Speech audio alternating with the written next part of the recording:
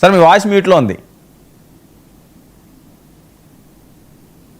కృష్ణాంజనేయులు గారు ఏదో రజనీ గారు నేను పవన్ కళ్యాణ్ గారిని ఎలివేట్ చేస్తున్నాం లేకపోతే చెప్తున్నా, సరే ఆయన అభిప్రాయం చెప్పారు. ఇప్పుడు మేమెంతటోళ్ళం ఎలివేట్ చేయడానికి, ఆయన కోట్లాది మంది అభిమానులు గుండెల్లో ఉన్నటువంటి అభిమానులు దేవుడు అతను పవన్ కళ్యాణ్ గారు. మేము ఎంతటి వాళ్ళం ఆయన్ని ఎలివేట్ చేయడం, ఎప్పుడో ఎలివేట్ అయిపోయాడు కదా. ఒక మాజీ ముఖ్యమంత్రిగా ఉన్నప్పుడు పెద్దిరెడ్డిని ఎలా ఎలివేట్ చేశారో మీరు గమనించలేదా? చంద్రబాబు నాయుడు గారిని పెద్దిరెడ్డి కొట్టాడా? ఆ కసి తీర్చుకోవడానికి మిథున్ రెడ్డిని చంద్రబాబు నాయుడు గారు అరెస్ట్ చేయించారా? అరెస్ట్ అయిన వాడికి బెయిల్ రాదా? కృష్ణాంజనేయులు గారు శాశ్వతంగా జైల్లో ఉంటాడా? బెయిల్ పొందే హక్కు పౌరుడికి రాజ్యాంగం ఇవ్వలేదా? అదేంటండి, చంద్రబాబు నాయుడు గారికి బెయిల్ రాలేదా? 13 ఏళ్ళుగా జగన్మోహన్ రెడ్డి బెయిల్ మీద బతకట్లేదా? ఎంతమంది బెయిల్ మీద తిరగట్లేదు? బెయిల్ అనేది రైట్ అండి, human right, civil right, legal right. ఏం మాట్లాడతారు? పెద్ద మీరంటే గౌరవం నాకు, పెద్ద అనలిస్ట్ మీరు, చాలా అభిమానం మీరంటే. కాదు ఈవేళ నేను ఒకటే చెప్పాను, మా పార్టీలో ఏ పార్టీలోనే సరే దొంగల్ని బయటికి పంపించాలన్నటువంటి సమయం ఆసన్నమైంది.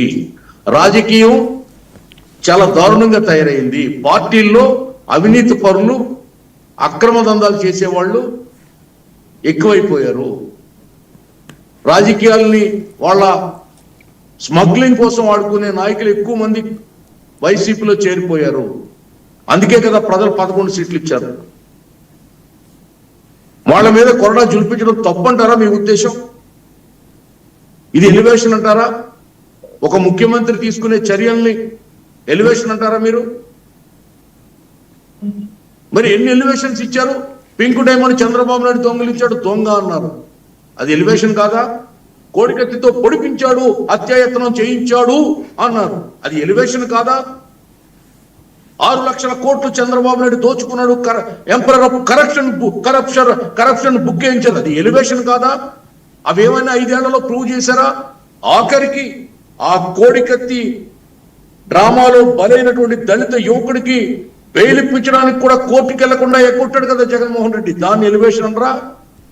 5 ఏళ్లు మగ్గిపోయాడు కదా దళిత యువకుడు. మీరు సామాజికవేత్త కదా, అవన్నీ మీకు ఎలివేషన్స్ లాగా కనపడట్లేదా? కృష్ణాంజనేయులు గారు ఏం సార్, పెద్దలు మీరు, గౌరవనీయులు. మేము పవన్ కళ్యాణ్ గారు చేపట్టినటువంటి ఇది, అది పెద్దిరెడ్డి మీద కావచ్చు, పెద్దిరెడ్డి కొడుకు మీద కావచ్చు, మా పార్టీలో ఏ పార్టీలో ఉన్నటువంటి దొంగల మీద కావచ్చు, అది రైట్ డిసిషన్. ఒక ఉప ముఖ్యమంత్రిగా, అటవీ శాఖ మంత్రిగా ఆయన తీసుకున్నటువంటి నిర్ణయాన్ని మేము హర్షిస్తున్నాం. ఇది ఎలివేషన్ ఎలాగవుతుంది? స్వాగతిస్తున్నాం మిత్రపక్షంగా. ఎలివేషన్ ఎలాగవుతుంది? అంటే మా నాయకులు చేసే పనులకు కూడా మేము వత్తాసు పలకూడదా? మెచ్చుకోకూడదా? ప్రశంసించకూడదా? ఏం సార్? ఓకే, ఇప్పుడు ఏం జరగబోతుందండి? కాదు, దీని ఎఫెక్ట్ ఏంటి? ఏం జరగబోతుంది సార్? ఇప్పుడు దృష్టి పెట్టారు పవన్. ఇప్పుడు ఇందాక రజనీ గారు ఒక మాట చెప్పారు, చాలా మంది ఫారెస్ట్ మినిస్టర్లు వచ్చారు వెళ్ళారు, కానీ ఎవరు కూడా ఇప్పుడు దీని మీద దృష్టి పెట్టలేదే. కానీ రజనీ గారు ఇంకో మాట కూడా చెప్పారు, పెద్దిరెడ్డి చిన్నవాడు కాదు, is equal to Chandrababu Naidu, equal to CM కాలేకపోయాడు కానీ అని చెప్పారు.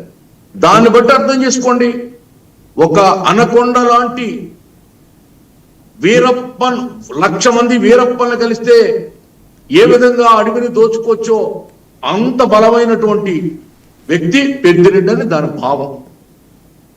అడవిని చుట్టుముట్టి ఏదో అగస్త్యుడు సముద్రాన్ని తాగేశాడంట, పుక్కుడి పట్టేశాడంట, అలాగా అడవుల్ని పెద్దిరెడ్డి గుప్పిట్లో పెట్టుకున్నాడు. అక్కడ 100 ఎకరాలు చంద్రబాబు నాయుడు గారికి ఉందంట. నిజంగా అక్కడ 100 ఎకరాలు చంద్రబాబు నాయుడు గారికి ఉంటే మోహన్ రెడ్డి గారు మీ చెప్పు నేను మెడలో కట్టుకుంటా, లేకపోతే నా చెప్పు మీ మెడలో కట్టుకోండి, రండి చెప్పుల వరకు వద్దుకని సవాల్ మాట్లాడు సవాల్ చేస్తున్నా. ఎందుకులే అంత వల్గర్గా అవసరం ఏముందిలే. వాళ్ళకరేముంది? తప్పు కదా, ఆరోపణ చేసేటప్పుడు ఆలోచించి చేయాలి. మీరు చేసేటప్పుడు కరెక్టే. మీరు ఏమైనా చేయొచ్చు, మీరు ఎవరైనా మాట్లాడచ్చు, మీరు ఎవరి తల్లినైనా తిట్టచ్చు, మీరు ఎవరి తల్లినైనా తిట్టచ్చు, ఎవరి భార్యనైనా మీరు మాట్లాడచ్చు. సరే ఒక్క నిమిషం మోహన్ రెడ్డి గారు మీరు ఒక్క నిమిషం ఉండండి, క్రాస్ టాక్ వద్దు, మీరు మాట్లాడదు నెక్స్ట్ మీరే మాట్లాడదు. ఏంటి పెద్దిరెడ్డి